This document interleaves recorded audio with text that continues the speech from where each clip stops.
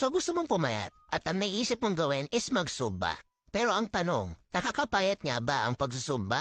Well guys, tignan natin. Ang Zumba is isang uri ng aerobic or cardiovascular exercise. Nakakatulong po para palakasin ang ating puso at lumakas ang ating stamina.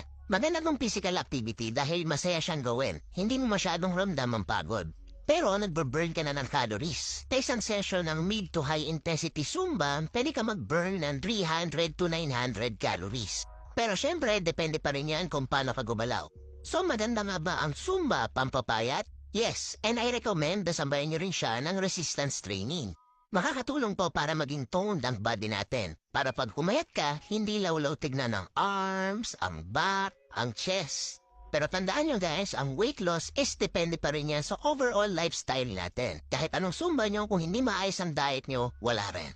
I hope this helps. Don't forget to follow.